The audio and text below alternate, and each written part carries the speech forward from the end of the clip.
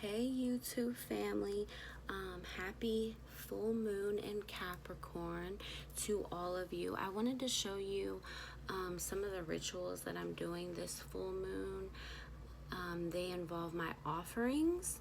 Okay, so I am going to show you guys who I'm offering things to and what I'm offering them this full moon. So be right back. Okay, so as some of you may know, Ishtar, Inanna, and Isis are all the same divine energy and divine goddesses reincarnated at different times. So this offering is lavender, Egyptian rose petals, and jasmine for the goddess Isis. This is the flower violet, Egyptian rose petals, and jasmine. This is, I don't know how to pronounce this flower, but this is for Ishtar. This one's Inanna. Isis, Inanna, Ishtar. I don't know the name of this. I will try to put it in the description box below if I remember. But yeah, so Ishtar got jasmine, this flower, and Egyptian rose petals. I do work with fairies as well. I have a fairy garden, and there is a Celtic goddess that, you know, I was working with without really knowing I was working with her. The goddess Bridget. She's a Celtic triple goddess, and she has like her own group and clan of fairies. So I am going to offer her, just because I work with fairies, I'm going to offer her some chamomile flowers, and I'm also going to be giving the fairies some milk and honey on this full moon. This is going to be my offering to Mother Gaia. I had already sprinkled some rose petals around my favorite spiritual tree earlier in the day, but I am going to provide her with some stones as well, because I am going to be doing a ritual and a spell working with the tree in my neighborhood.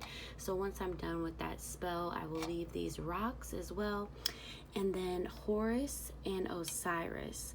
So they both wanted the same thing. They wanted coarse sea salt and thyme, and I'm assuming that that's for protection. And they also asked for one of my Eye of Ra incense, and I will also be pouring out some of this orange blossom water for all of the goddesses as well. So these are my offerings for today for the goddesses, and of course I always give Oshun offerings. I offered her some brand new honey the other day, so I filled her jar up with honey, along with I put some jasmine flowers on her altar today, lit her candle, and put a goddess incense next to her on her altar actually, and she's actually over here on my table right now. So yeah, that's it. And then I also am doing a protection ritual with the hand of Fatima. So yeah, I'm doing a lot of things today this full moon, and I am doing some bay leaf spells as well. So I'm super excited. I actually have like a whole itinerary down that I wrote for my full moon. I would highly recommend, you know, you working with the moon. I stress it a lot here on my channel. The moon is at its most potency during the full moon and the new moon, but I do try to work with all the cycles of the moon, just because each cycle has different meanings.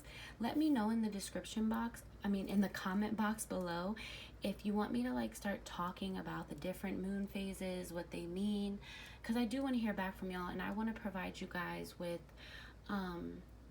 you know, some things that you guys want to watch, you know, here on my channel. I care about you guys, and I take in, you know, your opinions and things like that into consideration.